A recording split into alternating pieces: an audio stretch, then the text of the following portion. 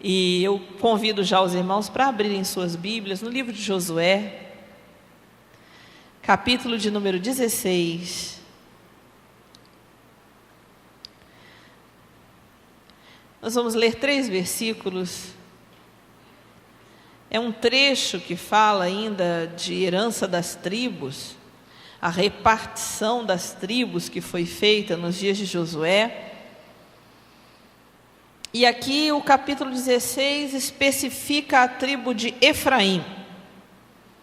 Vamos ler desde o versículo 8.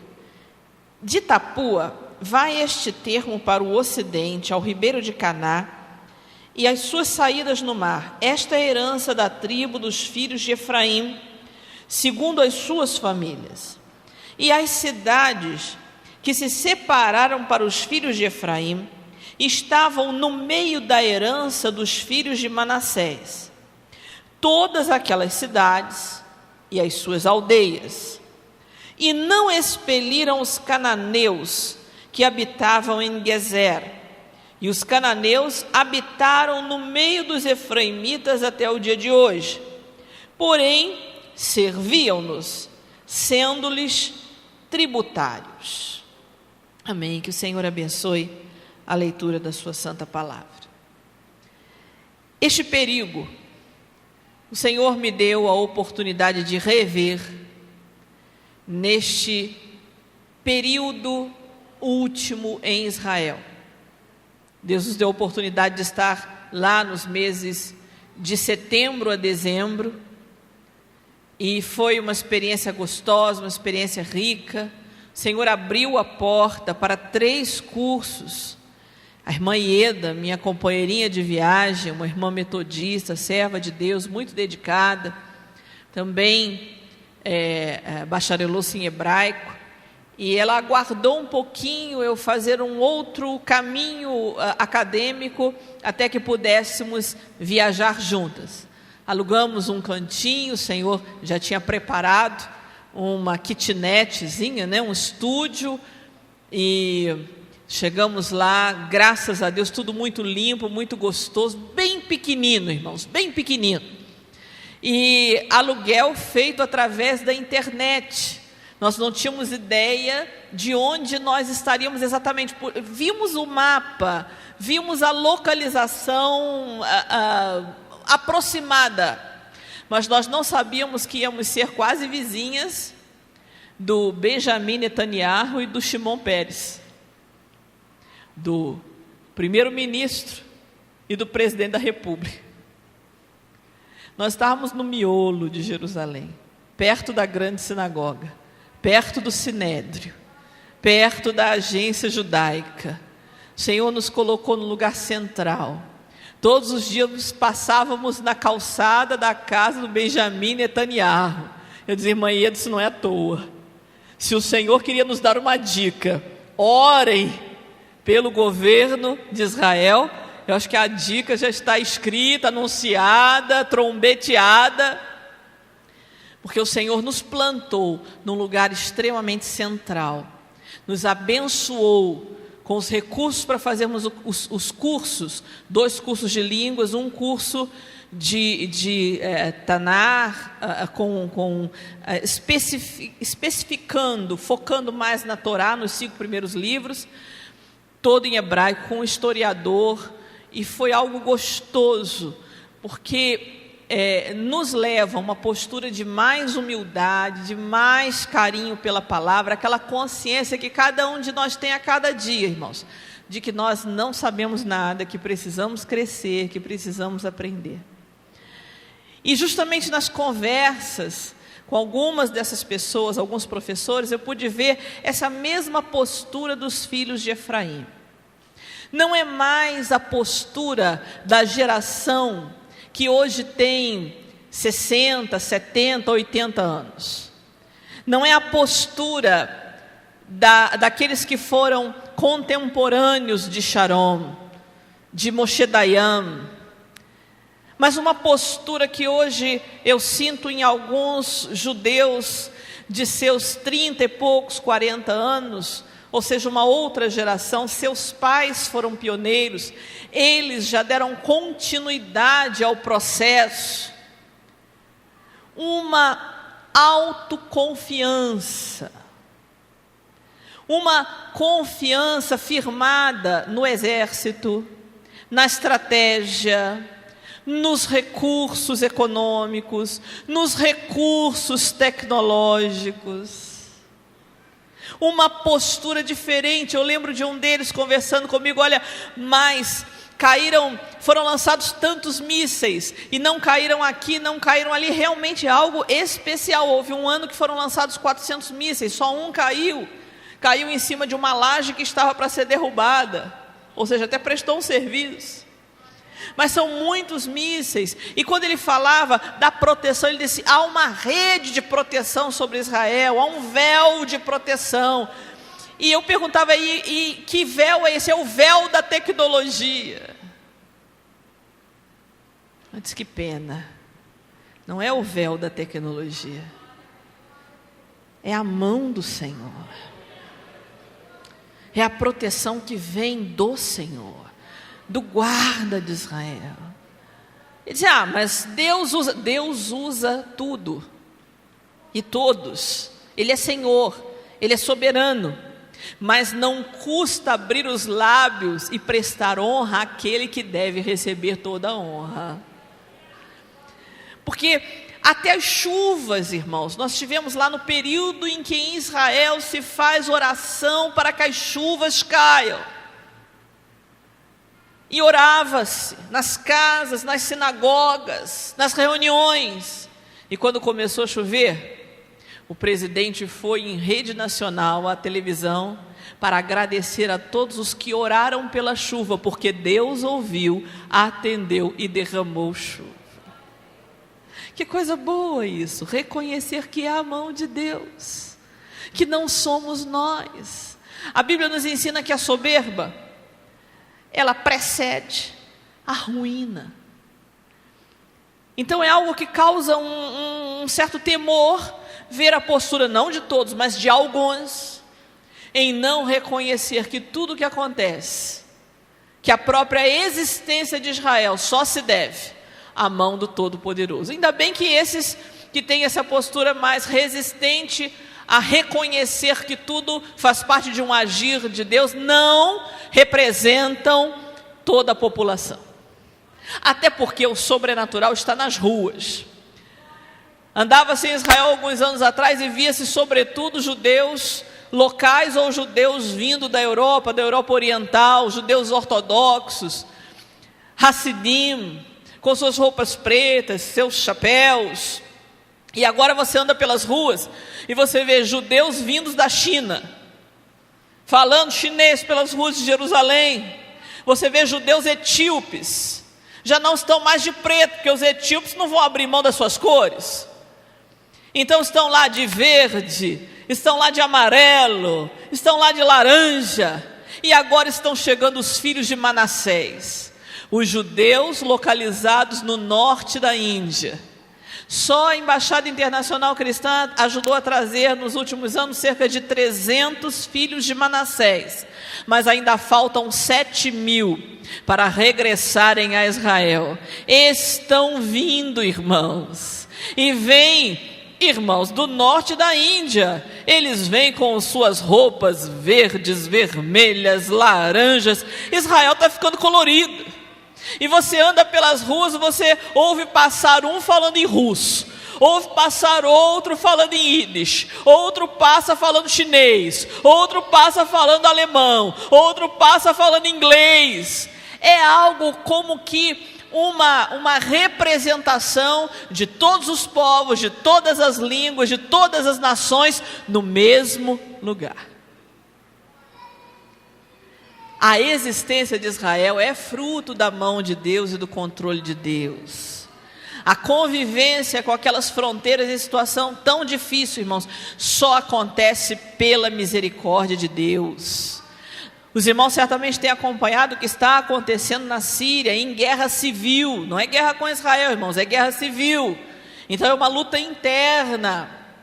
E então os radicais proibiram o fabrico de pão, mas Deus tem seu socorro e levantou uma rede de padeiros que tem feito pão em oculto e traficado pão. Agora eu lhe pergunto, como é que se faz pão em oculto?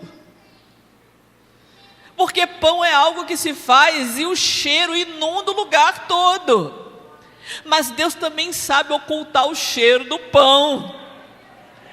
Então uma rede de homens corajosos tem feito pães e tem traficado pães para que alguns sobrevivam, para que algumas crianças não morram, para que algumas grávidas sobrevivam. Isso é mão de Deus, é amor de Deus. Deus ama os povos. Tive a oportunidade de conhecer lá um irmão africano, e ele pregava o evangelho num país da África de maioria islâmica, e por pregar o evangelho ele recebeu ácido no rosto, então metade do seu rosto foi corroído. Ele está em Israel para a recomposição do seu rosto. É um jovem pastor, tem uma esposa, 2 filhinhos pequenos. E o que ele está fazendo lá? Enquanto ele faz o tratamento, ele está trabalhando, ele está pregando, ele está testemunhando. O diabo não lhe corroeu a fé, o diabo não lhe corroeu a alegria, o diabo não lhe corroeu a esperança. Ele prossegue. E ali estivemos com vários irmãos, mais de 55 ministérios que estão fazendo um trabalho especial naquelas terras. Irmãos que trabalham com evangelização de prostitutas na cidade de Haifa. Irmãos que trabalham com jovens mães solteiras em Israel. Irmãos que trabalham com mutilados de guerra. Uma das irmãs, a irmã Penina, atende hoje amputados. São mais de 13 mil amputados hoje por causa das lutas, das batalhas. E a irmã faz um trabalho especial, maravilhoso. Um outro trabalho, Mãos de Misericórdia, eles fazem umas pulseirinhas, irmãos, umas bijuterias que vendem para poderem fazer caixas de suprimentos e mandar para famílias onde há órfãos, onde há viuvez por causa da guerra, por causa dos bombardeios. São irmãos nossos que tem casa para idosos. Eu conheci uma dessas idosas, sobrevivente do Holocausto. Os nossos irmãos a elegeram Miss Holocausto. Ela tem quase 90 anos, pequenininha. Eu fico pensando no projeto de Deus para essa mulher que a fez sobreviver aos horrores de um campo de concentração, viver todo o processo de estabelecimento de um Estado que era um sonho, e viver também para reconhecer que Jesus é o Messias de Israel. É algo maravilhoso, irmãos, o que o Senhor está fazendo.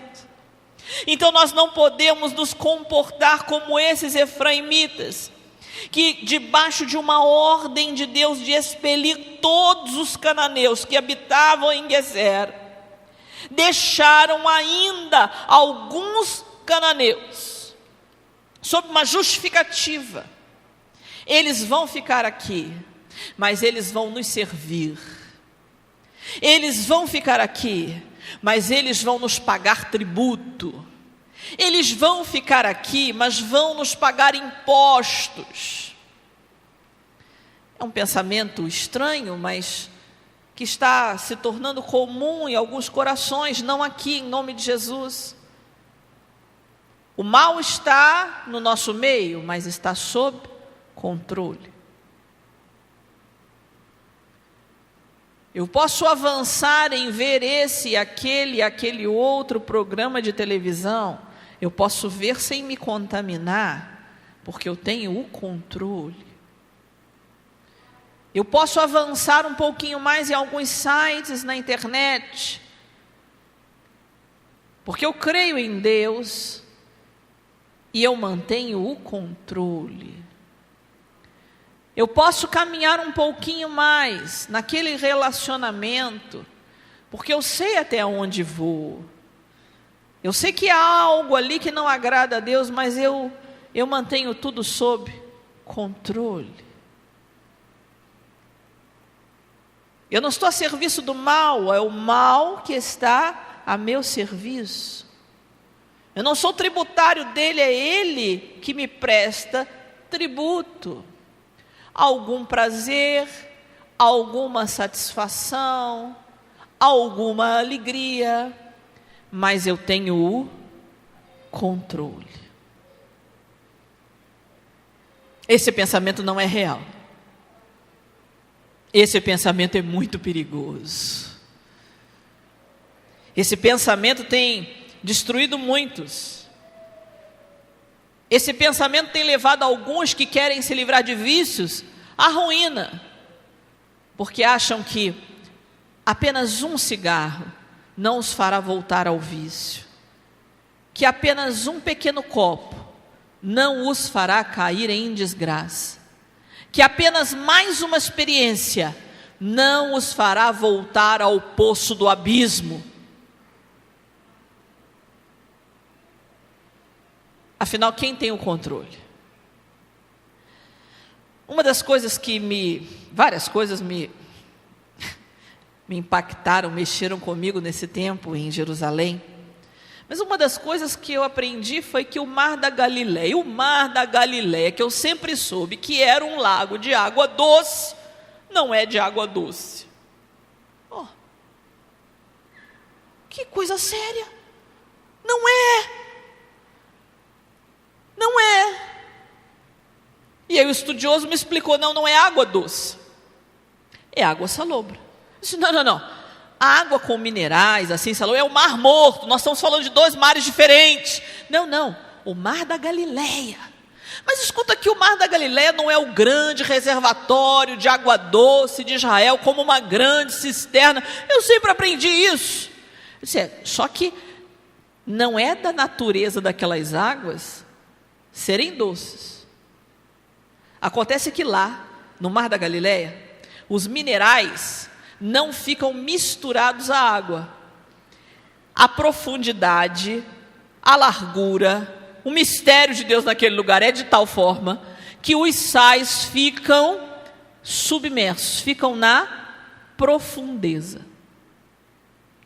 Eles decantam. E aí a parte superior das águas fica potável. Por isso precisamos das chuvas. Não é para encher um reservatório de água potável. É para que haja água suficiente, para que o peso da massa hídrica mantenha os sais sob controle. E se tenha então um bom volume de água potável. Mas espera um bocadinho, então, quem controla a salinidade do Mar da Galileia? Ele disse, as águas de cima. Só as águas de cima controlam as águas inferiores. E eu estava com aquilo na minha cabeça, disse, meu Senhor, isso muda uma série de coisas. Para levar uma outra sacudidela dias depois. Porque eu falava com o meu professor sobre céus, e ele disse, espera um bocadinho, de que é que nós estamos falando? Dos céus. Eu sei que no hebraico são céus, não é céu, céus, shamaim. E ele disse, não existe uma palavra hebraica para céus. Eu disse, opa, espera um bocadinho. No princípio, criou Deus os céus e a terra. Ele disse, pois é, shamaim, palavra hebraica para céus, não é céus. Eu disse, o que é? Eles são duas palavras, Sham e Maim. Eu disse, não me diga isso. Estava aí todo o tempo e eu não li isso, como? Sham, Maim. Sham, em hebraico, é lá. Maim, em hebraico, são águas. O hebraico não tem uma palavra para céus, mas chama o que nós chamamos céus de águas de lá. No princípio, o Senhor criou as águas de lá e a terra. Sabe o que ele fez no dilúvio? Ele abriu as comportas das águas de lá. Sabe onde está o trono do Senhor? O trono do Senhor está acima das águas de lá. E aí eu posso entender que no milênio, representativamente, aqui teremos o trono do Senhor Jesus, e debaixo do seu trono corram águas, porque debaixo do trono do Senhor, debaixo do seu assento, correm águas. Que águas? As águas de lá.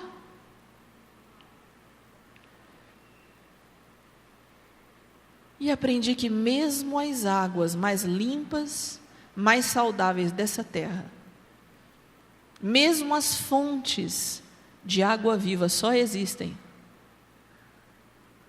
porque elas são uma revelação do que existe nos céus, as águas de cima. E ele disse: eu me espanto de você não saber isso. Você não crê em Jesus como Messias? E todo que crê que Jesus é o Messias não passa por um mergulho nas águas, simbolizando uma morte e um renascer, e esse renascer tem de ser nas águas que representem as águas de lá.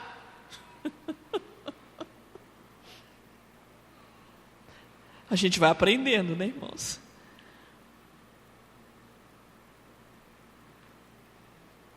As águas de lá mantém todo o movimento da terra sob controle. E aí eu posso entender que aquela explicação que se dá, os irmãos lembram quando eu trouxe aqui um talite, aquele manto judaico, branco, numa lateral tem uma faixa azul, na outra lateral tem uma faixa azul, alguns têm algumas faixinhas azuis de um lado ou de outro. Aí, irmã Sara, eu já vi com a faixinha preta, é por causa de uma discussão. Tem uns que dizem, como nós não sabemos o tom de azul da Bíblia, é melhor não colocar azul. Outros dizem, não, mas nós sabemos que é azul, então vamos colocar azul. Então o irmão pode discutir, né? Entrar aí numa opção entre as escolas rabínicas, mas o Talit mostra o estado de Israel entre águas e águas. Alguns dizem, umas faixas azuis estão representando o rio do Egito, e outras faixas azuis estão representando o Eufrates, para dizer que Israel existe dentro da promessa de ocupar todo esse território, conforme Deus prometeu. É uma explicação. Mas os irmãos vão me permitir a liberdade de dar outra. Israel existe porque ele é um projeto de Deus. Ele é um projeto de Deus. E ele está colocado entre a revelação do Senhor, como fonte das águas vivas, águas reveladas que procedem do trono de Deus, mas que se revelam nesta terra, e as águas de lá. Entre a palavra emanada do trono e o que acontece aqui na terra, Deus estabeleceu um milagre, e esse milagre se chama Israel. Mas nós também, nós estamos localizados debaixo da potente mão do Senhor que a tudo controla. Nós estamos geograficamente situados entre o trono excelso e a revelação do nosso Senhor. Ele tem tudo na nossa vida sob controle. Hoje passei o dia vendo volantes de carro, timões de navios, guidões de bicicleta, toda sorte de instrumento de dirigir, E eu perguntei ao Senhor e perguntei antes de vir para cá, o que é isso? E o Espírito me respondeu: diga à minha igreja que eu estou no controle.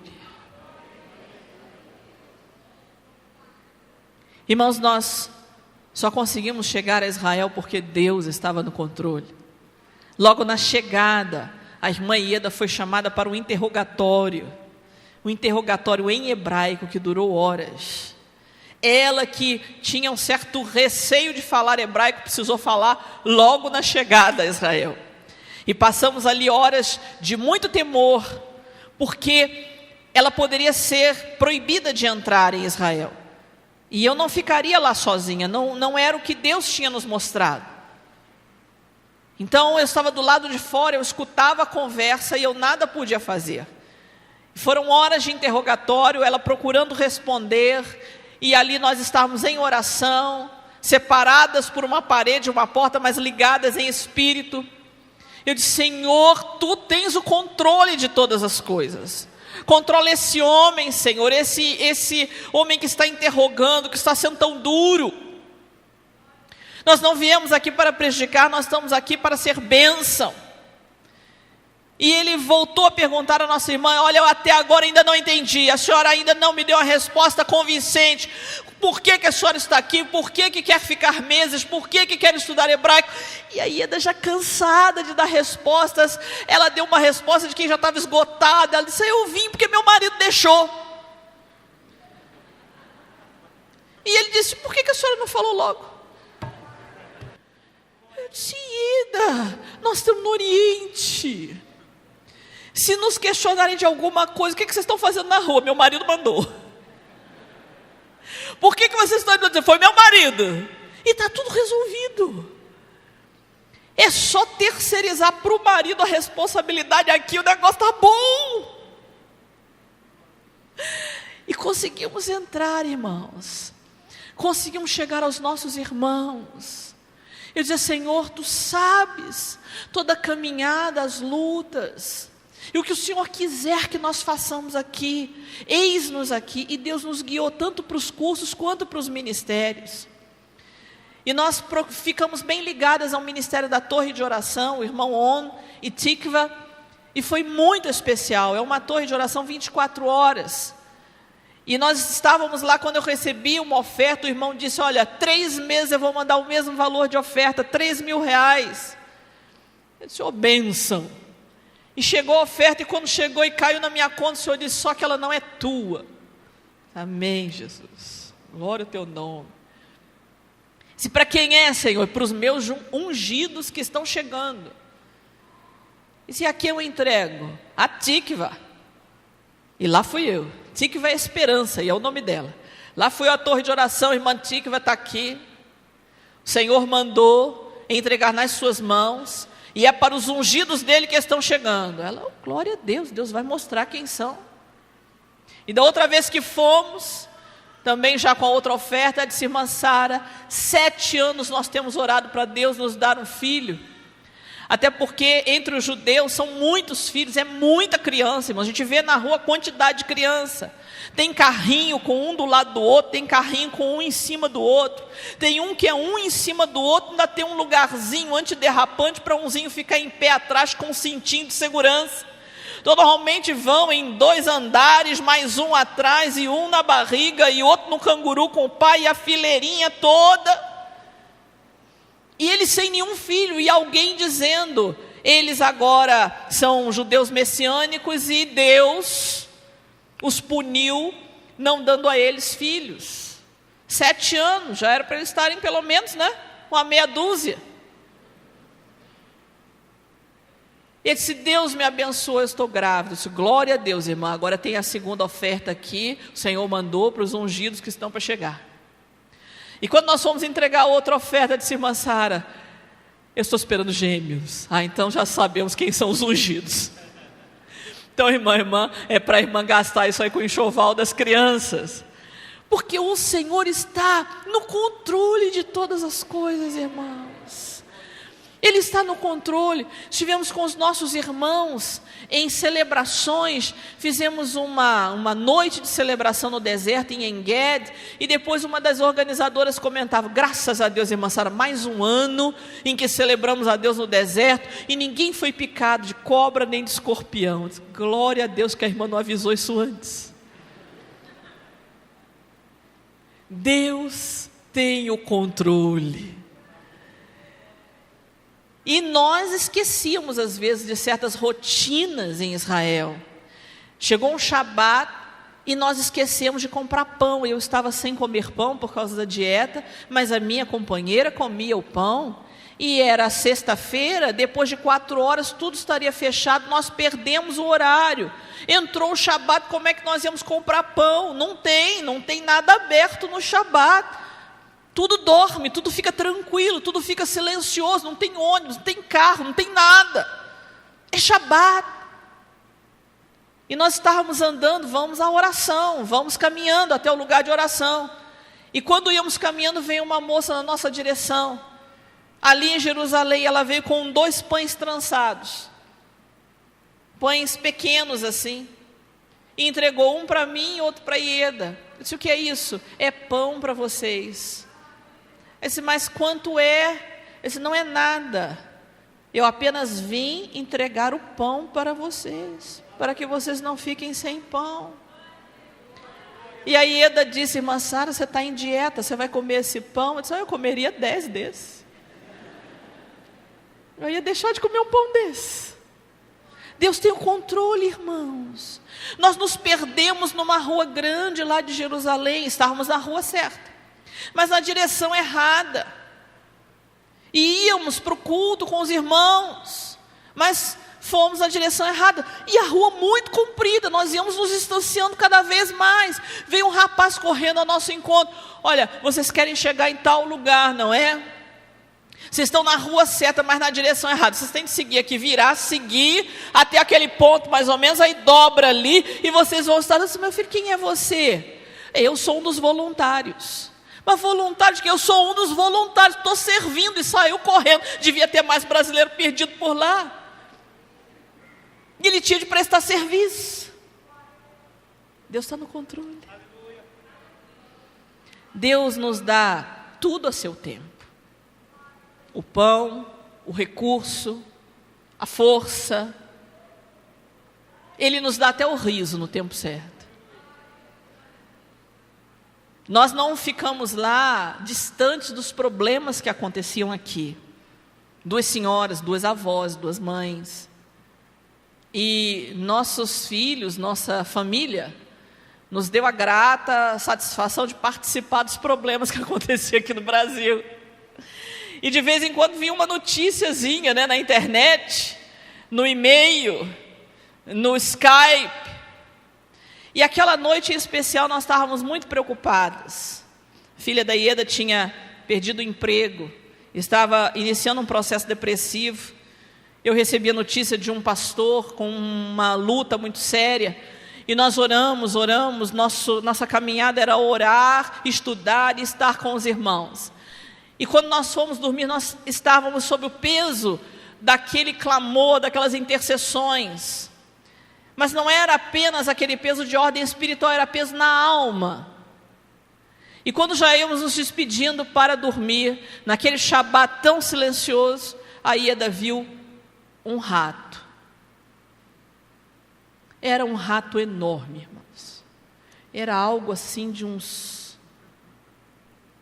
10 centímetros, mais o rabo. Ou seja, um monstro. Irmãos, temos de confessar o pecado. Nós acabamos com o Shabat na vizinhança. Porque o que nós gritamos, o que nós corremos atrás do rato, acabamos fazendo uma barricada para ver se ele saía da casa. Colocamos a tábua de passar roupa, as almofadas, arrastamos a geladeira e fomos com a vassoura, um com a vassoura, outro com o rodo, para poder espantar o rato. E eu dizia: Ieda, você sabe falar rato em hebraico? porque eu queria, se fosse necessário, gritar rato, para saber por que o barulho. E aí ela teve uma crise de riso, porque você quer chamar o rato pelo nome, para ver se ele lhe atende. E nós terminamos aquela noite, que seria uma noite tão sisuda, às gargalhadas. E nós dissemos, foi Deus quem nos providenciou riso. Se matamos o rato, não. Mas as paredes de fora das casas são de pedra e as de dentro são de madeira. E o rato, num dado momento, sumiu. E depois nós começamos a escutar gritos no andar de cima. Então, tudo nos faz acreditar que o rato apenas mudou de andar. Deus providenciou consolo, conforto, graça. O Senhor nos deu a graça de sairmos, irmãos, antes da neve cair. E era a minha oração. O tempo foi esfriando, o dia foi encurtando. Eu não conhecia inverno, irmãos. Inverno é um negócio muito sério. 5 da tarde você pergunta, cadê o sol? O sol já foi embora. E os dias tão curtos e tão frios. E eu precisava de um sapato, porque os sapatos acabam em Jerusalém, porque as ruas são de pedra. Eu já tinha jogado fora 2 pares. O par de sandálias que ficou era um par feito de couro de camelo, que eu acho que era mais fácil ele acabar com o chão do que o chão acabar com ele, de tão dura que era a sandália. E eu disse, Senhor, eu preciso de um sapato fechado por causa do frio. E eu comprei, mas irmãos, o sapato não foi barato. Um mocassinzinho de couro. Mas eu devo ter comprado na loja do descendente de Ali Babá. Porque o sapato era de papelão. Na primeira chuva que deu, o sapato se abriu. Eu só vi um negócio cor-de-rosa saindo do sapato, era o papelão, irmãos. Como é que se disfarça assim? Como é que se engana assim? Eu digo, Jesus, não dá conta assim, não, Senhor. Com sandália aberta, vai cair neve, não tem condição, não, Jesus. Eu preciso ir embora antes da neve. Deus nos trouxe 2 dias antes de cair a neve. Irmã Ieda estava orando, Senhor, eu quero ver a neve. Eu disse, Senhor, não atenda a oração da minha irmã. O Senhor nos trouxe antes, irmãos, porque sabia que nós não íamos suportar, pelo menos não nesse momento, um frio um pouco maior. O Senhor nos levou e nos trouxe em paz. Nós orávamos por um menino judeu, cujos pais, ele judeu e ela não, estão em litígio. Orávamos há mais de 2 anos. E não sabíamos notícia desse menino. Quando viajamos no avião, quem é que se sentou do nosso lado? O menino, irmão. Eu digo, Jesus, o Senhor está conosco. O Senhor está de uma forma, irmãos, de uma forma sutil, de uma forma delicada, mas nos usando a cada instante, de formas que às vezes nós não podemos desenhar, não estão na nossa planta, não estão no nosso projeto, mas estão no controle do Senhor. O professor de história judaica, um judeu não cristão, me confrontou acerca de Jesus algumas vezes. Mas Deus deu graça, não só a ele, mas diante de outros também. Até que o coração daquele homem chegou a fazê-lo declarar, então se é assim, não há nada que negue que Jesus é o Messias de Israel. Só quem traz isso ao coração de um homem é o Espírito Santo de Deus. Eu sei que para alguns, nós estamos falando apenas de um povo a mais e de um estado a mais, mas nossa história está ligada àquela história. Nossa situação hoje, mesmo como servos de Deus, está ligada pelas mãos e pela ação do mesmo Deus que opera lá e aqui.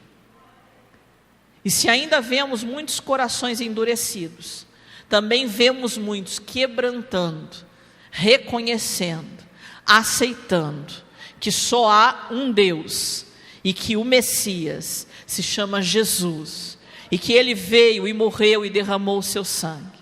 O número de trabalhos de judeus messiânicos vem crescendo. E por favor, irmãos, eu não estou falando de judaísmo messiânico.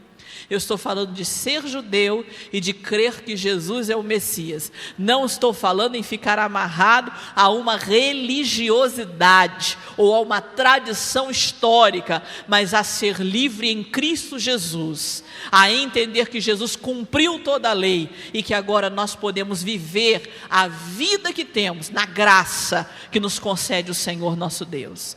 Estávamos numa terra onde se fala da Bíblia, se pensa a Bíblia, se conversa sobre a Bíblia. É muito gostoso que a leitura dos 5 primeiros livros, que é repetida a cada ano, ela não é dividida em capítulos, mas em porções. Cada paraxá conta uma história. E é bom ver num supermercado uma pessoa conversando com outra sobre a história, sobre a paraxá daquela semana. Nós estamos em qual mesmo, hein? Nós estamos na Toledô, nós estamos na Raie Sará, ou seja, o que se conversa, o que se comenta, tem a ver com a palavra de Deus. Eu não estou falando de uma cidade ou de uma comunidade estudando o mesmo texto. É todo um país estudando a cada semana os mesmos textos, a cada dia fazendo as mesmas meditações. E isso vale para o povo de Israel espalhado na terra. Isso é o Senhor alimentando o seu povo, irmãos.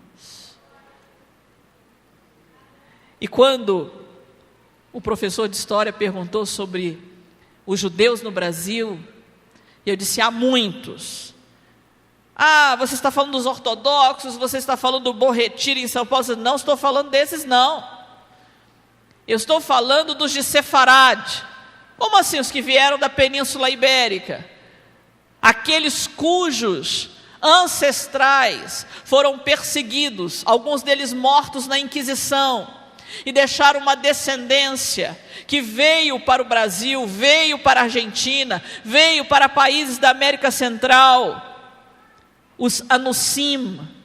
Anusim significa forçados, e que agora vão quebrando 400 anos de silêncio, e começam a dizer: nós também somos judeus, nossos ancestrais foram queimados, foram torturados, foram forçados, mas nós também somos judeus e queremos fazer o retorno para Israel.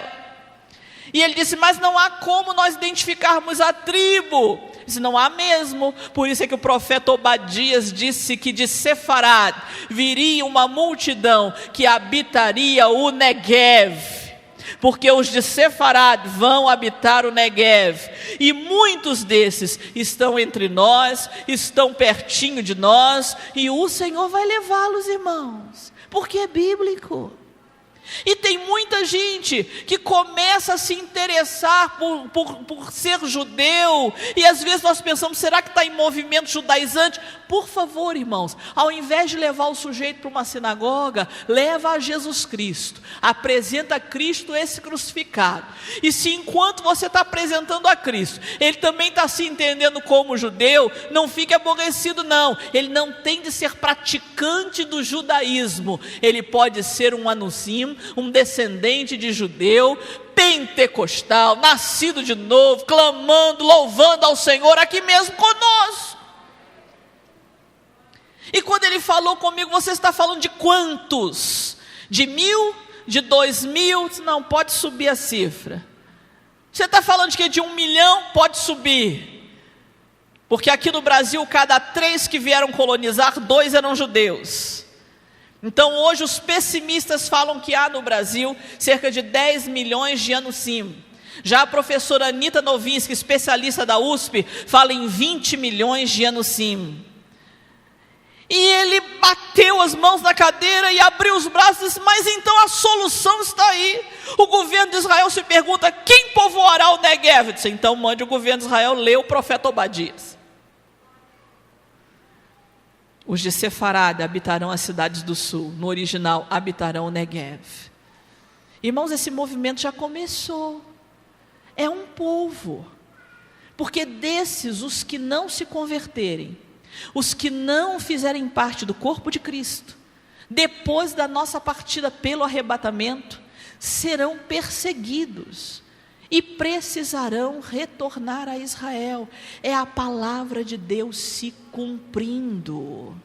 Se nos dias de Hitler se media nariz, se media orelha para saber quem era descendente de judeu e encontrava, os irmãos acham que hoje, com toda a genética, com toda a computação, com todo o código de DNA, não vai se achar um descendente de judeu, nem que passe 3, 4, 5, 6, 10 gerações vai achar.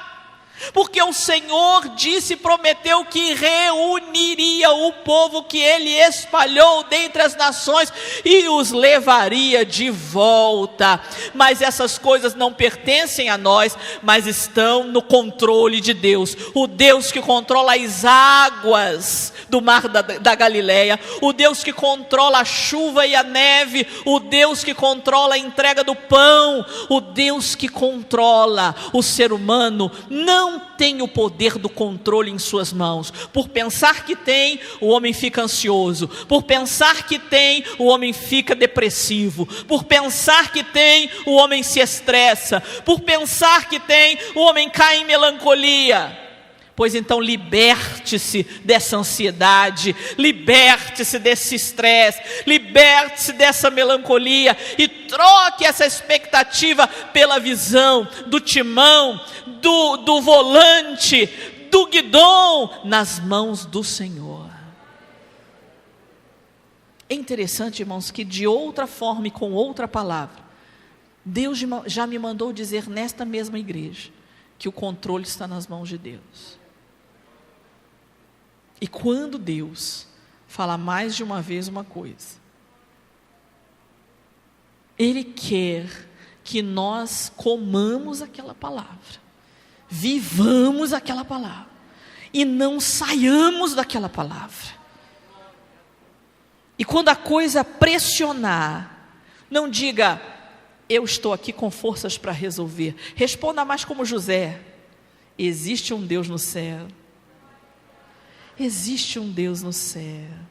E aí o Senhor haverá de nos usar de tal forma que alcançaremos dimensões espirituais como o próprio José alcançou, que nós podemos nem entender ou reconhecer na hora. Ou os irmãos acham, quando José interpretou os 2 sonhos dos homens que estavam presos, com aquela sutileza da narrativa bíblica, olha, dentro de 3 dias Faraó te levantará a cabeça. Para o outro ele falou, dentro de 3 dias, Faraó te levantará a cabeça para longe de ti. É uma forma, um eufemismo, para dizer, você vai ser decapitado, ou você vai ser enforcado. A um, em 3 dias, Faraó levantará a tua cabeça. A outro, em 3 dias, Faraó levantará a cabeça, arrancará para longe de você. José, sem saber, nos explicou que em 3 dias toda a história dos homens se define, para a vida ou para a morte. Depois da morte, tendo acontecido, em 3 dias, até o dia da ressurreição, tudo se define. Depois de 3 dias, os que creram em sua morte e sua ressurreição foram levantados para a vida.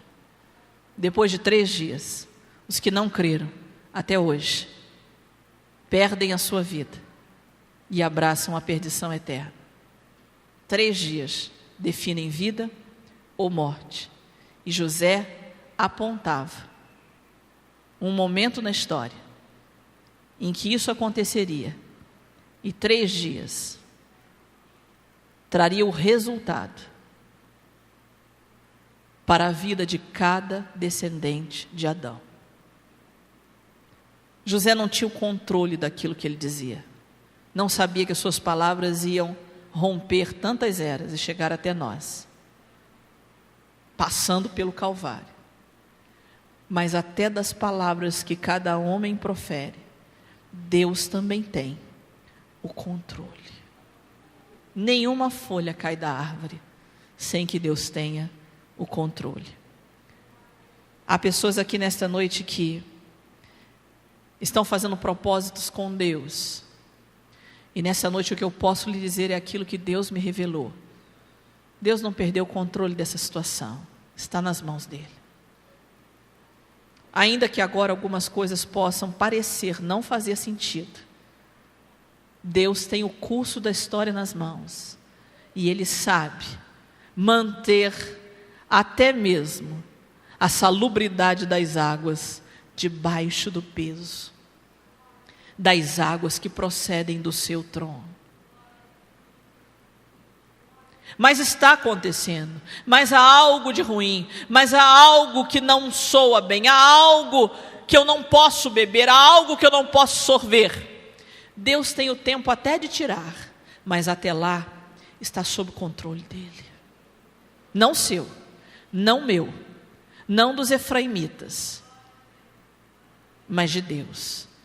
Se um efraimita dissesse: Deus, nós não temos condições de tirar o mal do nosso meio, não temos forças, mas o Senhor mandou que ele fosse removido e nós confiamos em Ti, dependemos de Ti. Creia, irmãos, Deus ia encontrar uma maneira, e Ele sempre encontra porque Ele tem, de remover o mal do meio do povo. O que atrapalhou o curso da libertação foi a soberba do homem em achar que ele podia controlar as coisas. Mas hoje o Espírito fala em seu coração: não brinque com o pecado, não brinque com o mal, não brinque com a tentação. Você não tem forças para controlar isso, mas eu tenho, se você colocar a sua vida nas minhas mãos. Vamos ficar de pé, queridos.